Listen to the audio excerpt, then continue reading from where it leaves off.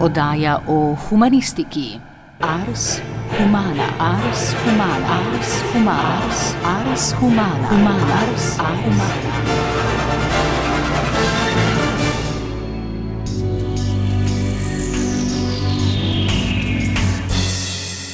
Ker ima Nova Gorica jasen začetek, se nam zdi, da bi morala imeti tudi konec, a ni tako, pravi arhitektka Eva Sušnik. Arhitekt dr. Miloš Kosec pa dodaja, da mesto nikoli ni izgubljena priložnost, ker ima vedno prihodnost.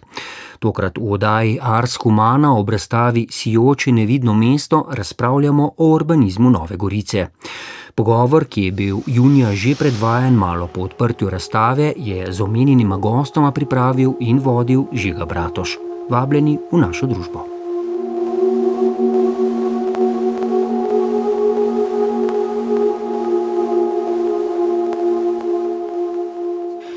Eva Sušnik in dr. Miloš Kosec so avtorja razstave Sijoče nevidno mesto. Pozdravljena.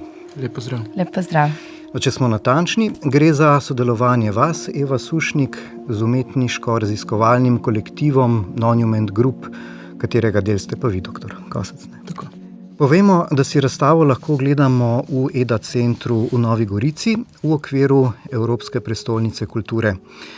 Kot preberemo, projekt mapira sijoče, a danes nevidne točke Nove Gorice, raziskuje in izpostavlja porušene, prezidane, napol zgrajene, zapuščene in neizvedene projekte.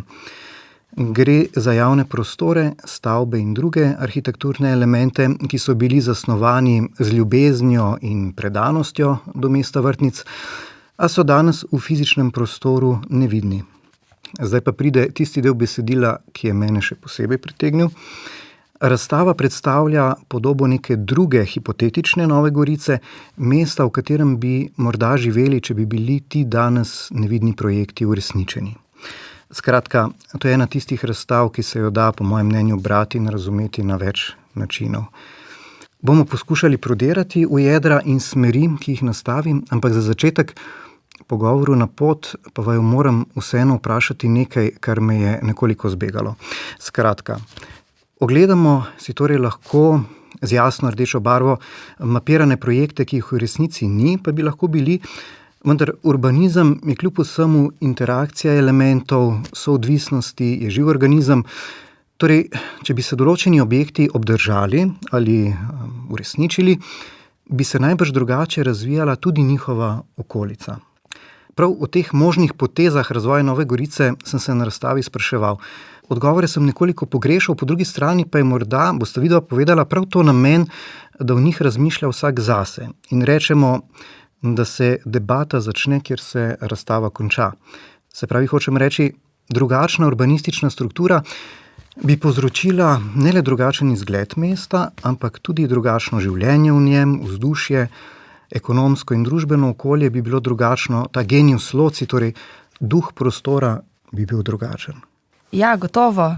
Zdaj na razstavi smo se ukvarjali s temi 15 projekti in skupna točka jim je to, da zajemajo javni prostor. In se pravi, še veliko drugih projektov je, ki jih nismo obravnavali, naprimer stanovanjsko gradnjo in podobno. Tako da ukvarjali smo se z javnim prostorom. Gotovo ena univerzalna tema, ki mislim, da ste jo nagovorili s tem vprašanjem, je ta, da ko se nekateri projekti ostanejo nedokončani ali se ne izvedejo do konca, to ponavadi najbolj vpliva na javni prostor, na odprt prostor še posebej. V smislu, ko se konča hiša, morda zmanjka stavba, morda zmanjka denarja ali časa ali neke politične ali druge volje za mogoče parter. Ta je pa tisti, ki je v bistvu najbolj del mesta, ker se tle srečujemo in tako. In v bistvu živimo naše življenja.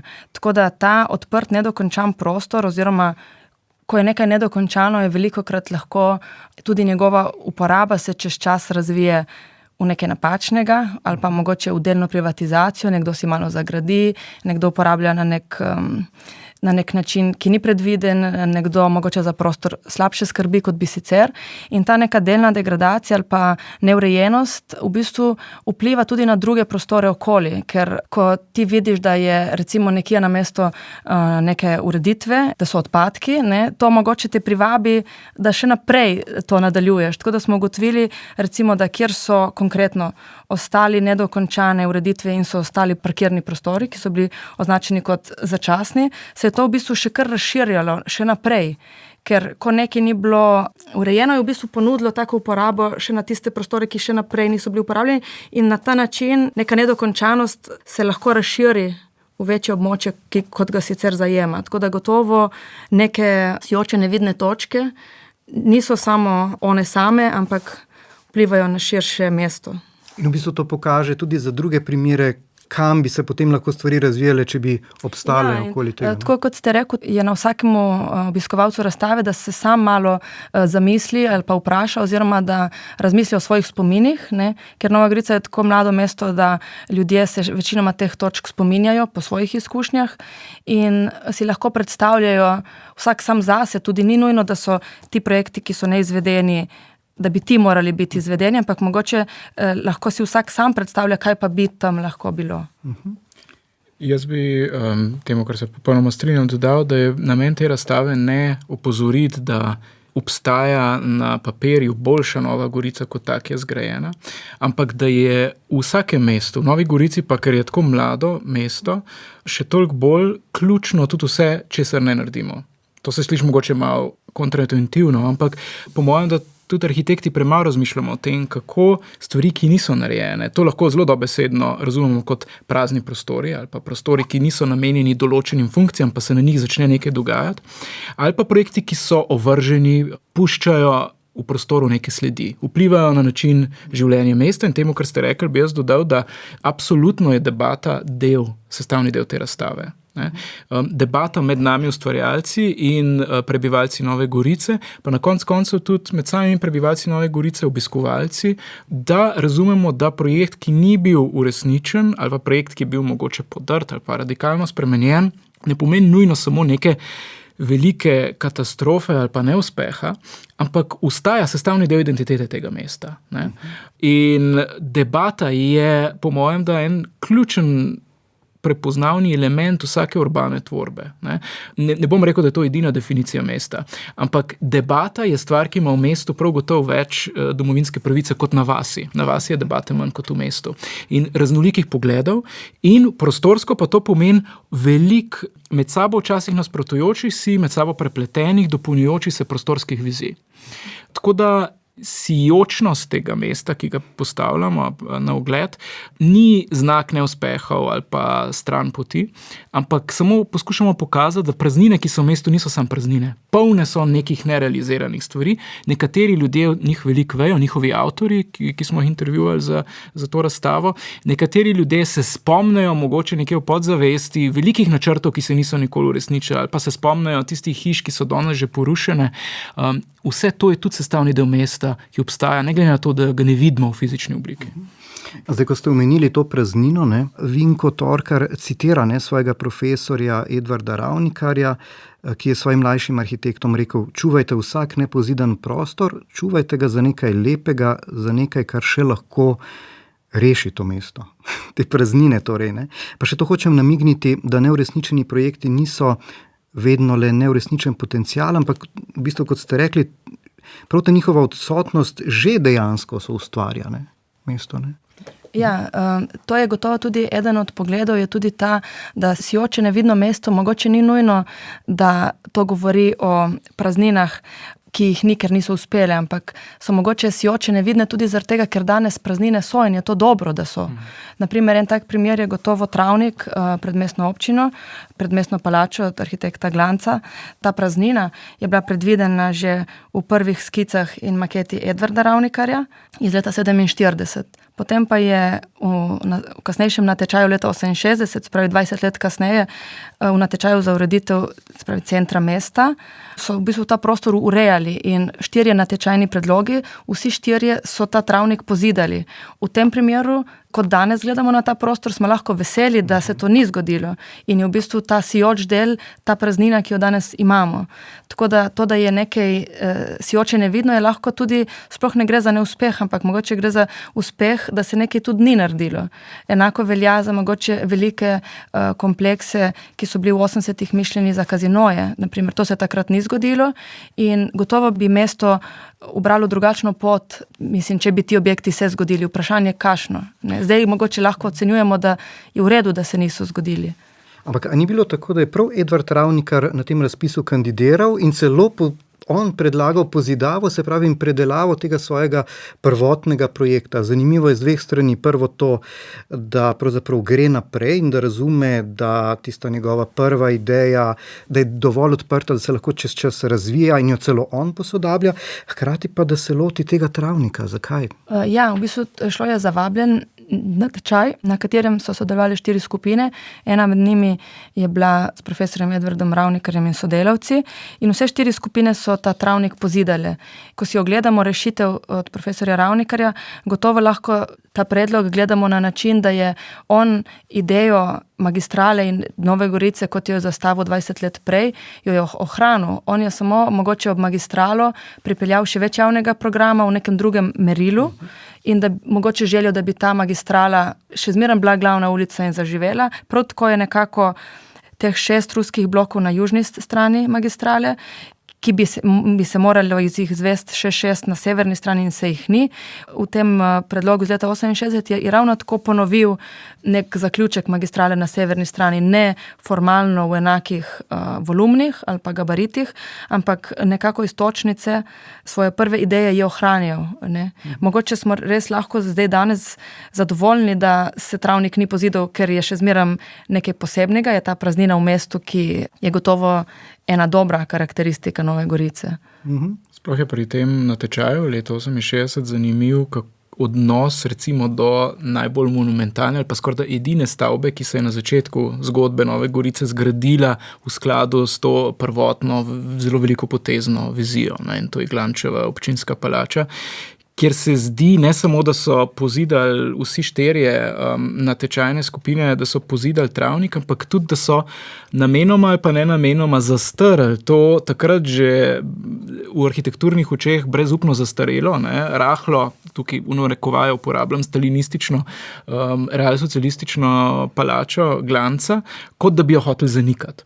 In to je samo eden izmed številnih primerov, kako, čeprav je Nova Gorica stara, recimo temu približno 80 let, kako veliko plastenja prostorskih konfliktov, zanimivosti in nasprotovanj so v njenem tkivu že prisotnih.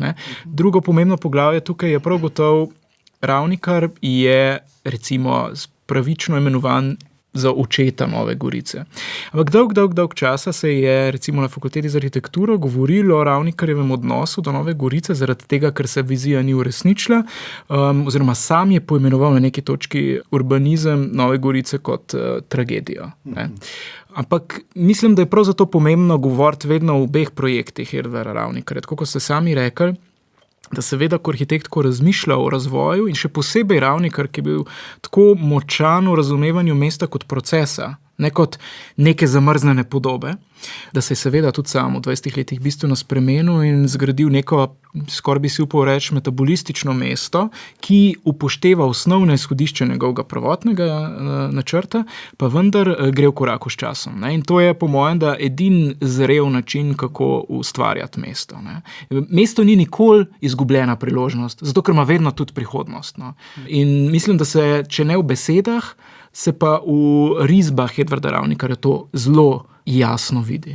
Niko Jurca, dolgoletni načelnik oddelka za okolje, prostor in javno infrastrukturo mestne občine Nova Gorica, je pisal recimo o zmedi lokalnih drobnjakarskih interesov, v kateri se je mesto razvijalo in uraščalo povsem po svoje, potem ko je bil prvotni načrt Ravnikarjev uresničen le fragmentarno. Dobro, to je en pogled, ampak ko pa sem se denimo pogovarjal prav o tem z arhitektom Boštjanom Vugo, pa je izpostavil, da mestu da življenje ravno neka prosta pot, ne, možnost, da se razvija po svoje organsko. Tudi arhitekt Emil Bratina je podaril nekaj podobnega, arhitekt Tomaž Vuga pa dokončano mesto je mrtvo mesto. Ne. Ampak verjetno pri Novi Gorici je vseeno tukaj bolj vprašanje tega, da se pogosto pojavlja mnenje, da je Nova Gorica mesto nenehnih kompromisov pravzaprav po Ravnikarjevem prvem načrtu. Ne. Jaz mislim, da vsako mesto je prostor nenehnih kompromisov, zelo različnih, ne samo arhitekturnih, investicijskih in vseh različnih smernic razvoja, ki se skozi čas spreminjajo ali pa dodajajo in odvzemajo. Jaz mislim, da mesto oziroma oblikovanje prostora je zmeren proces, ne, ni projekt. Mogoče mi na Novo Gorico preveč gledamo kot na projekt, zaradi tega, ker mesta v zgodovini nimajo začetka in konca.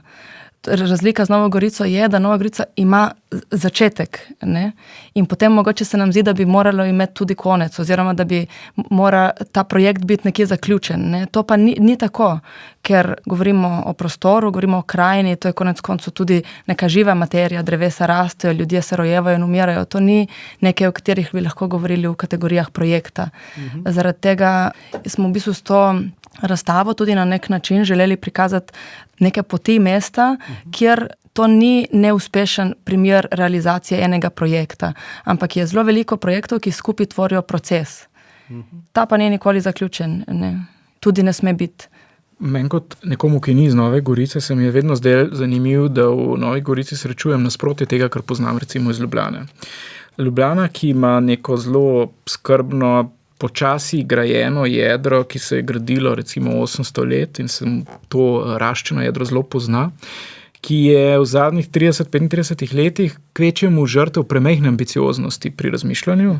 Na drugi strani imamo pa Novo Gorico, kjer je prav ta element, zgodnji element ogromnih ambicij, novega sijočega mesta, ne, ki bo ne sijal samo v Socialistični republiki Slovenije, ampak tudi onkraj meje, ki ima skratka željo po mednarodni vidnosti takoj na začetku, recimo širina te ogromne magistrale, ne, ker se mi je vedno zdel, da pogum enega lastnika, enega izmed dveh avtomobilov, ki sta bila morda na začetku prisotna, kako veliko poguma mora človek zbrati, da se pele po 6 pasovnici sam gor pa dol, ne, po cesti, ki nikamor zares na začetku ne vodi. Da so bile te aspiracije tako velike, da so bile tudi včasih, da so povzročale probleme.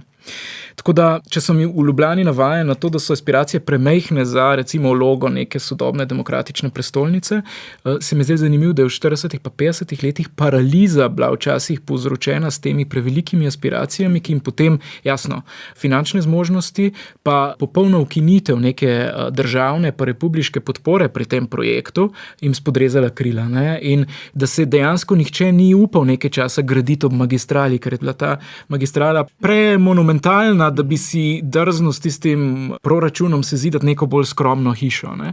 Tako da in prevelike in premejhne ambicije so lahko problematične. In zdi se mi, da zelo redko se pogovarjamo o tem, kako so prevelike ambicije povzročajo prostorsko paralizo. Ja, saj spraševal sem se, če ni, to boste vidva kot arhitekta povedala, enovita, rečem temu, enoprojektna ureditev nekega velikega mestnega območja, bolj rizična kot več manjših modularnih rešitev v smislu tega, kako bo se skupaj zaživelo. Ne? Ker če je projekt zelo velik, pa se izkaže, da ne uspeva, ne? Je to potem toliko težje reševati, ne? V tem procesualnem smislu, časovnem. Ne? V bistvu ta prva ideja, se pravi Ravnikarjeva ideja, sam profesor Edvard Ravnikar je na tem projektu delal 3 leta. Ne? V tem času je on lahko zastavil samo nekatere stvari, gotovo se ni uspel ukvarjati z vsemi merili. On je ukvarjal se z omrežjem cest, z dostopi, z odmiki, s povezavami in tako naprej. Gotovo se ni uspel ukvarjati z manjšim merilom na ulici v smislu nadstreška, klopi in tako naprej, kar pa na koncu najbolj tvori tiste prostore v mestu, ki jih obiskovalci in prebivalci uporabljamo. Tako da to je bil en pristop, mogoče pa vseeno ta njegov nastavek, prvi nastavek, ki je bil uresničen in ki se ga je tudi izvedlo, mislim, da je ta, ki je še zmeraj danes aktualen in on se je kljub temu, da je mesto nastalo ob meji kot nek odgovor izgubljenemu mestu, še zmeraj je kot eno glavnih svojih tem ohranil tole cesto in povezavo s Staro Gorico. To je bilo mogoče takrat, mislim, v enem trenutku mogoče celo neprimerno ali pa nepričakovano. Je pa še zmeraj on bil toliko vizionarski, da je videl, da nekoč se bo to dalo drugače reševati in je to povezavo ohranil, vključil v svoje omrežje in jo danes še bolj kot kadarkoli zelo uporabljamo. Tako da on mogoče se ni uspel ukvarjati z vsemi pač merili mesta, s tistimi pa, ki se je, jih še danes poznavamo za pozitivne. Absolutno dejstvo, da Erjačeva povezuje obe mesti, ni bilo samo umevno tiste 3 leta, ko je bila Jugoslavija dejansko v vzhodnem bloku in to so bile edina 3 leta, ko je Novo Gorico in Gorico dejansko ločevala železna zavesa, ne, oziroma še malo manj. Ja. Ampak mislim, da Ravnikar se je seveda kot arhitekt se je spremenil. Ne? In če je začel kot Plečnikov učenec, potem je šel k Le Corbusierju in bil recimo temu nekaj časa ortodoksen modernist, je po obdobju, ko je načrtoval Novo Gorico, šele začel iskati lasten modernistični jezik. Nekaj jezik, ki je že zelo jasno dal vedeti, da ni dovolj, da nauke Cijama pa mednarodnega modernizma preprosto sam prinašamo domov. Ne? In po mojem, da Nova Gorica je en pomemben korak v tej poti, ni pa zadnji. Zato, ker potem se začnejo te eksperimenti še bolj uraščati v recimo naša tla, da tako rečem. In v Novi Gorici, njegovem prvotnem načrtu, se gotovo pozna še neke te visokomodernistične izpiljene mojstrovine, ki deluje tudi kot skulptura, ki deluje tudi kot pogled. Ne. Potem pa recimo, ko v 60. pa 70. dela Trg revolucije, naši Trg republike, so te stvari že zelo zmehčane, še bolj recimo z lokalnim kontekstom. Ne. In se strinjam, v tej osnovni mreži se že čuti neko rahljanje, ni več tiste Le Corbusiejevske res trde mreže, kjer koncepti prevladajo nad realno obstoječim življenjem. Ne. Ni pa še čisto.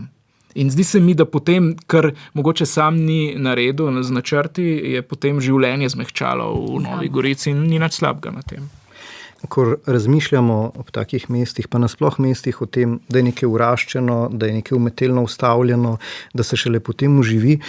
Nedolgo nazaj sem se peljal po deželi, na poti nekje med Celjem in Zrečami, ko sem zagledal stanovanjski blok v nekem naselju, ki je spominjalo bolj na vas. To mi je bilo izredno nenavadno. Ne? In potem sem začel razmišljati, kako se kdaj neki prostori znajdejo na nepričakovanih mestih, ker to je seveda pojav, ki potegne več vprašanj za sabo. Recimo, življenje v bloku je drugačno kot v hiši, drugačno socialno vzdušje nastaja v njem. Zato je najbrž še toliko bolj nenavadno, če ga umestimo recimo na podeželje. Torej, mesto sredi ničesar, kot bi se znašlo sredi puščave, čeprav to v bistvu ni res, ne, ker Nova Gorica je imela gorico, je imela vasi, ampak vseeno nek občutek nenaravnega, ker mesto je kljub vsemu v svojem bistvu drugačno od podeželja. V mestu se drugače oblačimo, drugače obnašamo. Ja, bilo obdobje v drugi polovici 20. stoletja, ko je vsako naselje želelo dobiti svojo stanovanjsko stolpnico. Imamo kar nekaj majhnih naselij, ki imajo po eno stanovanjsko stolpnico. Tako. In to je kvečjem znak aspiracije kot pa realnih potreb po drugačnih oblikah življenja. Vprašanje je danes drugače. Mislim, da vsako obdobje ima neko svojo formo aspiracije, recimo temu. Ni to vedno hiša, ni to vedno stavba. Recimo nobena pošteno občinsko središče, še tako majhne občine si danes ne upa predstaviti svetu brez nekega krožišča. Ne. Nek popolnoma banalen infrastrukturen element, ki je na neki točki postal znak, da ta občina gleda v prihodnost, pa če tudi skozi motoriziran promet. Ne vem zakaj, če daš na sredo tega krožišča še skulpturo, dokažeš, da si v koraku s časom. Ne.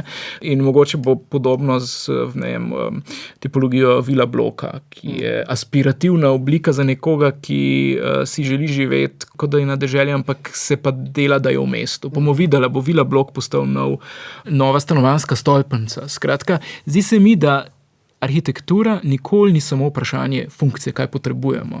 Zelo velikrat, pogosto pa še večkrat kot vprašanje funkcije, pa vprašanje potrebe, je vprašanje aspiracij. Kaj si želimo?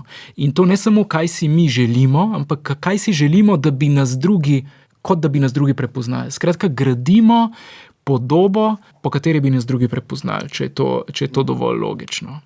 Jaz mislim o teh aspiracijah, ne, že samo v DNK mesta, ne, kako je Nova Gorica sploh nastala in zakaj, ne, so neke velike emocije o tem, kaj si želimo.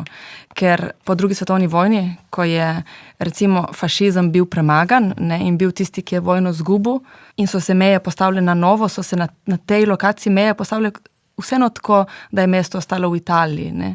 Se pravi, prebivalci tega jugoslovanskega, slovenskega območja so bili tako imenovani zmagovalci, ne, pa so vseeno občutili osebno izgubo.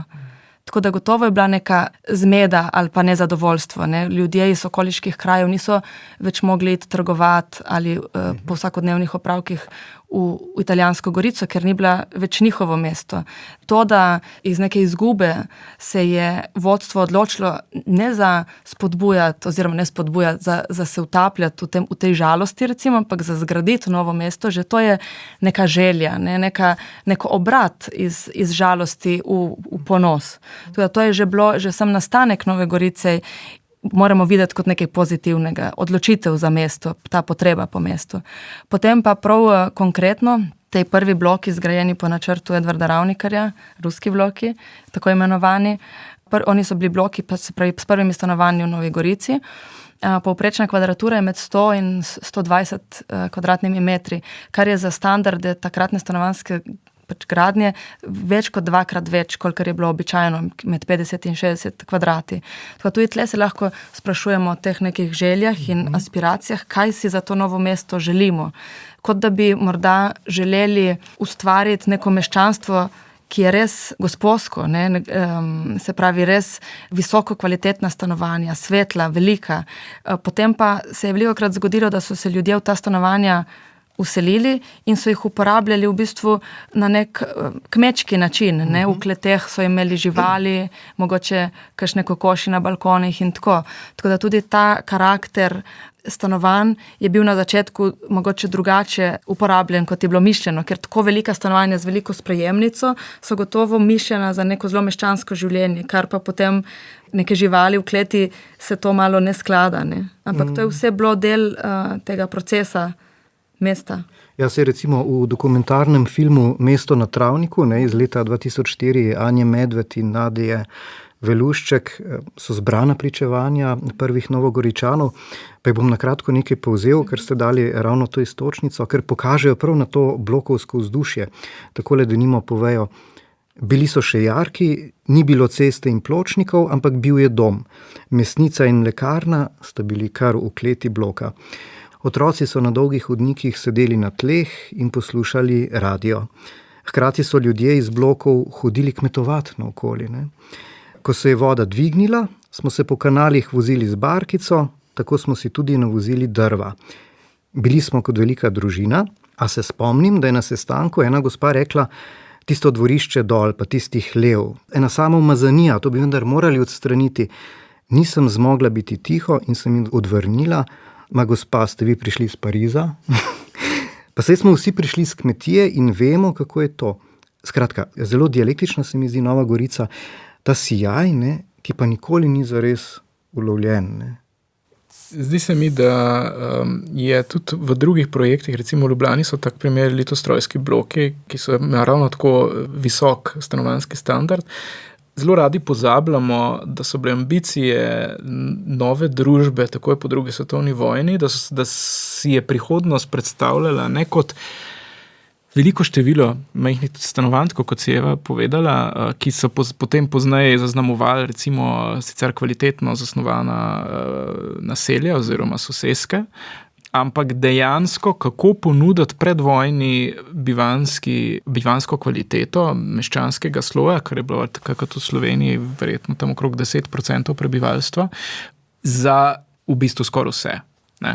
Preden smo začeli živeti v svetu minimalnega standarda, tako na vzhodu, na zahodu in v Jugoslaviji, kot nek naravni odgovor, kako na nek racionalni način priskrbeti dovolj bivalnega prostora za vse, so obstajale te in modernistične in socialistične aspiracije, da seveda v času mehanizirane svetle prihodnosti bomo vsi živeli kot tista elita pred vojno. Ne. In ne smemo pozabiti, da ljudje so vsaj nekako večinoma vedeli, kako živi elita. Zato, ker ta elita ni bila opremljena z gospodinjskimi aparati, ampak so v teh stanovanjih služile številne služkinje. Ta način življenja se je razkazoval aktivno, ne, in je gotovo sprožil tudi dodaten gnev pa nerazumevanje velikih razrednih razlik. Tako da zdi se mi zanimiv, da je ta aspiracija do neke mere ni samo naivna, Ne gre samo za to, da arhitekti v bistvu pričakujejo, da se bo v njih vselili novi meščani, ampak da dejansko je tudi proaktivna želja, da bi navadni človek, spet v navednicah, zaživel tako, kot so, ne pozabimo, te arhitekti živeli. Ker arhitekti so pa vsi po vrsti, če niso bili rojeni v svet predvojne meščanske elite, postali kot arhitekti del te meščanske elite. Imajo socialistične pa napredno družbene aspiracije, živijo pa seveda v salonih. In to zelo prefinjeno, z modernistično umetnostjo, z okusom. In to je po mojem simptomatično, si želijo, da bi vsi živeli tako kot oni. Mogoče imamo pa ta problem arhitekti še vedno. Da vedno si predstavljamo, da vemo, kako bi morali, pa bom še enkrat uporabil te navednice, navadni ljudje živeti, in premalo v bistvu preučujemo, kako se življenje dejansko odvija v robnih pogojih, ki jih pa tako ali pa drugače gradimo. Ja, omenili ste ta zanos Nove Gorice in v Novi Gorici je bilo tudi družabno življenje, se mi zdi kar razvito, so si ga ustvarili. Po drugi strani pa smo pa tudi pri temi že omenjeni, Nova Gorica je na neki način tudi provocirala socialistične ideale, iz katerih je zrasla. Recimo hotel Argonauti, ki je bil impresiven, tudi že po podobi kontroverzen kompleks, Ravnikar ga je celo označil za, kot navajate, anarhično subjektivnost, je vseboval zabaviščno središče za domačine in za tujce, prostor za degustacijo kave, English pub, mislim, to zveni zelo sodobno, vinski zaliv, žar klub. Poskrbljeno je bilo tudi za otroke, oba gostinska vrta, kjer se je pilo in plesalo, sta bila polna gostov, kot pišete v besedilu na razstavi. O tem, da je tudi iz tega potem vzniknila goriška igralniška scena, bomo nekaj rekli, ampak najprej morda nekaj o tem, kakšno je bilo družabno življenje v Novi Gorici v tistem času. Izpostavljam tudi zato, ker je tega morda danes manj. Še pred Argonauti je zrasel tudi Park hotel, ki je tudi še danes sicer zelo zaprt prostor, ker je v njem igralnica, tako da je malo manj dostopen kot nekoč. In že Park hotel je bil po pričevanjih takratnih uporabnikov zelo živahen prostor, kjer se je plesalo, so igrali živo muziko, so imeli veliko pogostitev in to. In se pravi, sled dobrega življenja vidimo tudi v tlorisih. V arhivih, v bistvu Pokrajinskem arhivu Nova Gorica, vse te tlorise stavb hranijo. Recimo v Park hotel danes težko greš, ker moraš se prijaviti, pač igrati, moraš se pravi gambljati. Takrat pa je to bilo odprto in tudi tlorisi so dostopni. In že po tlorisih se vidi, se pravi, zunanji vrt s plesiščem, potem notranji šank, še en šank, gostilniški šank, mislim, zelo veliko bogatstvo elementov namenjenih zabavi in družabnosti.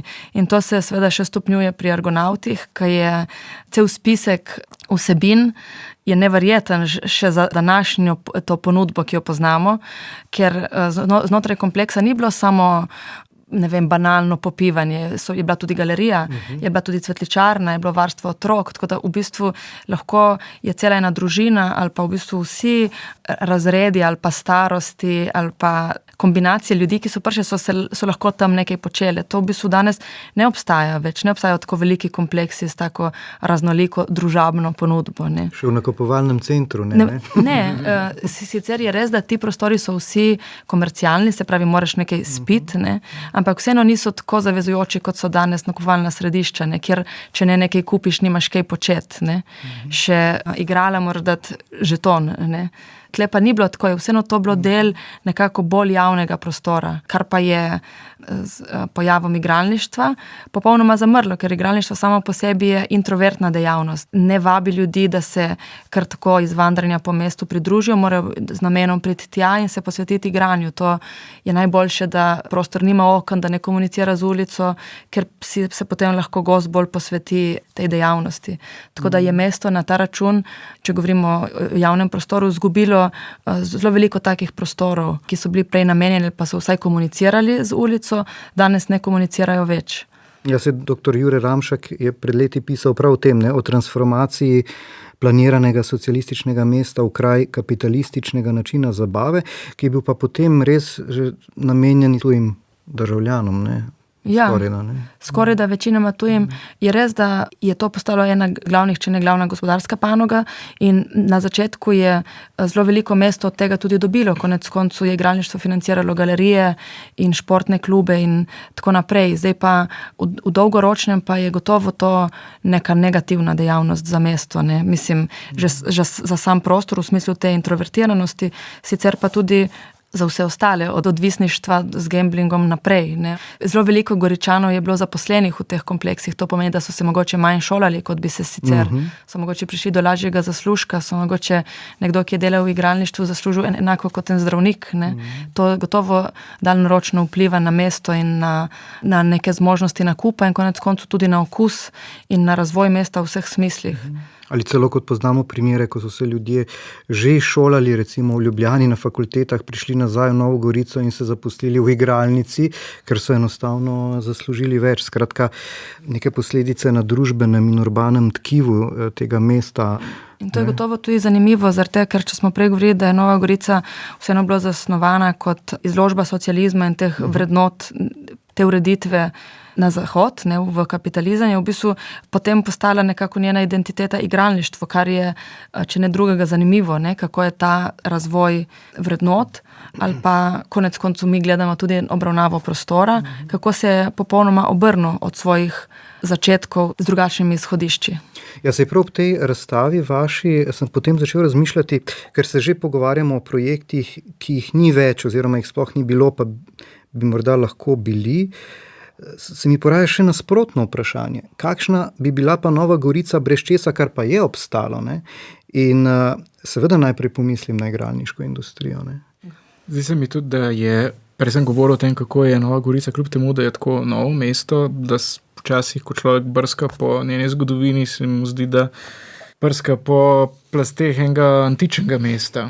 In da ima Nova Gorica v bistvu svojo prerokbo zapisano v tistem mestu, ki bo sijalo preko meje. Ne? In nobena prerokba se ne izpolni na isti način, kot si jo človek zamisli ali pa jo razume najprej, ko slišiš točno, kar si govorila Eva prej. Seveda, mesto je dejansko sijalo preko meje na Las Vegaški način, ne na način socialističnega mesta in se je nekako to izkazalo res kot temu rečejo, mešano, mogoče prekletstvo na nek način. Ampak, čeprav razumem, jaz bi tukaj rad vsem disclaimer dal, da nisem Novogoričan, je tudi ta zgodba že počas postaja del zgodovine. Da skratka, prihodnost Nove Gorice si pa res upam trditi, je noben ne vidi več v igralništvu. Kar je tudi pomembno, po mojem. Da. In prostorsko, ja, Nova Gorica bi bila drugačno mesto, če te izkušnje za sabo ne bi imela, na nek način najbolj zahodno mesto, najbolj podvrženo tudi ažurnim vplivom iz Italije in je verjetno zaradi tega tako dobrem kot v slabem dobila zelo drugačno identiteto, že kot nekatera druga primorska naselja, kaj šele mi kontinentalci, ki smo preveč zazrti proti Ljubljanskemu gradu ali pa proti Dunaju ali pa proti Beogradu. Skratka, zelo drugačen svet je to zame, recimo. In mislim, da edino merilo, kakšno prihodnost bo imela Nova Gorica je, a si bo uspela biti dovolj pogumna, da ne bo paralizirana nad različnimi možnostmi. Skratka, tukaj bo zanimivo pozvati, kako se bo sta Nova Gorica in Stara Gorica prepletali, kako enakovredno bo to prepletanje. Človek mora vedno z enim očesom pazljivo gledati čez mejo, ne glede na to, koliko je ta odprta, zato ker vemo, da se na državnem nivoju v Italiji dogajajo včasih politično prav strašljive stvari. Po drugi strani pa seveda Italija je kulturno izjemno vedno bila in vedno bo izjemno bogato prizorišče. Mejhno mesto ob meji seveda lahko to srka, lahko je od tega malo prestrašeno in po mojem, da vprašanje samozavesti je tukaj to, ki bo determiniralo recimo tretje veliko poglavje Nove Gorice. Kot Goričanka bi si želela, da je tretji obraz ali pa tretja neka močna veja identitete, točno kot pravi Miloš, da je v tem čezmejnem povezovanju. To je konec koncu verjetno edina pot, si predstavljam, v neko boljšo prihodnost. To je prepoznala tudi institucija EPK, ker je Nova Gorica v somestju z Gorico letos prestolnica kulture, kot je bilo izpostavljeno. Je pa gotovo vprašanje na mestu, koliko je ta brezmejnost in borderless aktualna tema z mestom, katerega časten meščan je Mussolini še vedno, ne? In katerega je skupina poslancev v mestni svet vložila zahtevo za izbris tega častnega meščanstva in je to ni bilo izglasovano. Se pravi, to samo ne, da je stvar arhivov in preteklosti, je še zmerom aktivno živo. In kljub temu, da potekajo protesti in vse, se to ne spremeni. In jaz mislim, da mogoče ravno ti protesti, ravno to vztrajanje Slovencev in Italijanov iz obeh goric, skupno vztrajanje v izbrisu tega je mogoče najbolj v bistvu brezmejno te pravo sodelovanje. Pa tudi, če so prej igralnice privabljale naše sosede, ne, pa bo to zdaj in že lahko počne univerza, ne, pa vse te ideje tudi so, ne, da bi se in tudi vi na razstavi tudi pokažete en primer ideje za kampus, ne? Ja, to je en projekt, ki je bil pred leti predstavljen in tudi že zelo daleč razvit, arhitekta Podreke iz Dunaja. Celo območje v južnem delu mesta, ob potoku Koran, je bilo namenjeno kampusu in univerzam, potem se to ni zgodilo, zdaj z nekimi plani izpod Peres, biroja Sadar-Vuga, je predvidena ta univerzitetni del ob železnici. To seveda je spet še ena plast idej, bomo videli, kako bo šlo naprej, gotovo neke želje v tej smeri so. In tudi potencial za razvoj je tu, gotovo je. Zdaj mi rečemo, da Novogoričani gremo v Špežo, v Italijo, Italijani pa hodijo k nam po benzin, ampak v bistvu mislim, da ni treba, da tako govorimo, kam hodimo en in drugi, ampak rečemo, da lahko vsi skupaj, vsi iz obeh goric benzin kupujemo nekje, ker vsi ga kupujemo na eni strani, kjer je ceneje, in vsi kupujemo Špežo, kjer je ceneje. Se pravi, mogoče je v redu razmišljati ne o enem mestu, ampak o dveh mestih, ki skupaj živita. Ko govorimo o teh prepletanjih mest, tako za hec, sem približno obrisal tloris Nove Gorice in sem ga potem prenašal na tlorise velemest na spletnem zemljevidu. Najbolj vznemirljivo se mi je zdelo, ko sem ga postavil na newyorški Manhattan. Seveda je Nova Gorica fragment ene mestne četrti, par ulic obseže, ne? Pa vendar se mi zdi, da mesto, če tudi je majhno, razvije neko heterogenost že znotraj celote, ne? Če se na tistih parih ulicah velemesta Manhattna ne zgodi neka velika sprememba, pa se v enaki dimenziji zgodi v majhnem mestu, kot je Nova Gorica, ne?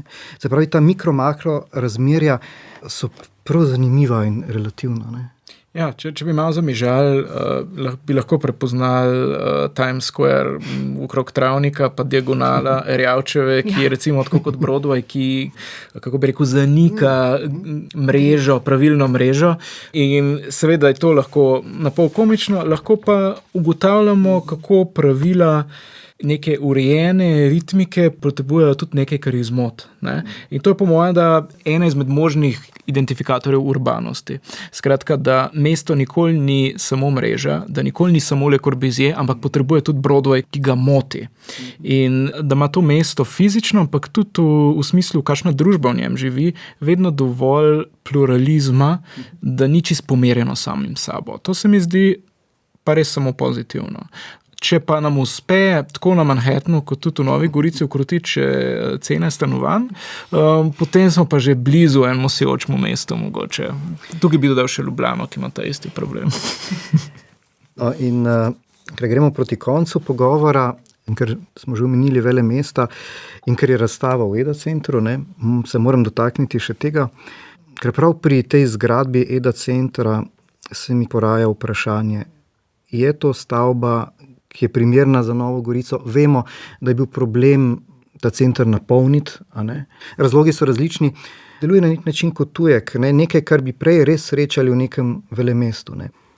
Jaz bi rekla, da Eda center na prvi pogled je gotovo netipična stavba, vsaj kako je postavljena v prostor. Vseeno je Nova Gorica zasnovana z objekti zelo paviljonsko postavljena v prostor, obdani zelenjem.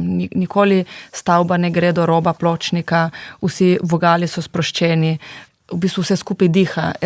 Tale Eda pa je uvedla neko novo geometrijo, prvo s tako velikim volumnom in potem z gradnjo do meje. Gotovo je to nek nov proport mesta, še bolj urban. Zdaj si ne želim biti preveč prijazna, recimo, se mi tudi ne zdi, da je potrebno se opredeliti. Ta Eda je zgrajena, je ena plast mesta, je polna, kolikor je polna, veliko prostorov pa ima praznih in mislim, da kot uporabniki prostora da je kdaj dobro se potruditi biti pozitiven. No? In da to, da je ta razstava postavljena v pritličju te stavbe, je bila naša želja. Prvo zaradi tega, ker razstava obravnava javni prostor, se nam je zdelo prav, da je v javnem prostoru mesta, in se nam je zdelo tudi prav, da nek javni prostor z nepopolnoma izkoriščenim potencialom tudi prav fizično v primeru te razstave dobi možnost, da malo bolj zasije. In jaz upam, da nam je s to razstavo uspelo in da je ta pasaža EDA centra, ki je sicer zelo frekventna, ljudje jo prehajajo, zgoraj je menza, restauracija, potem dijaki hodijo mimo, je v bistvu vsak dan gre mimo zelo veliko ljudi, do zdaj se v tem prostoru niso ustavili, samo ena trgovina je v pritličju zaenkrat. In zdaj pa se ustavijo zaradi razstave in mogoče bo ta prostor, ki je sicer velik in svetu in visok in pravzaprav lep, ta prostor pasaže, s to razstavo ga bomo lahko pogledali z novimi očmi in videli, da je neka kapaciteta, nek potencial še za naprej.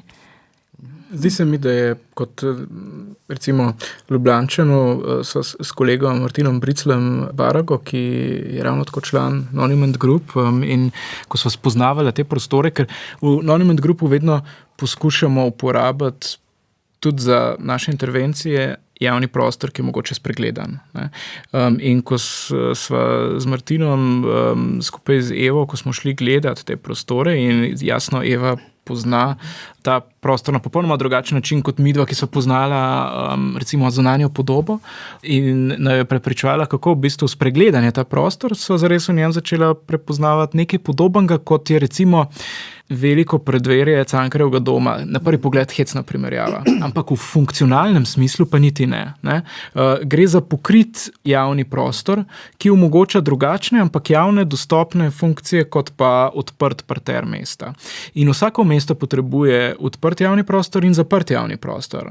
In izjemno pomembno funkcijo, ki pa jo mesta ne razvijajo dovolj. Včasih se pojav brez nekih večjih mestnih načrtov in se mi zdi, da je včasih pripoznanje potencialov, ki v prostoru že obstajajo, tudi ključno delo arhitektov in umetnikov. In v tem smislu je ta pasaža, ta velika dvorana tudi fascinanten prostor.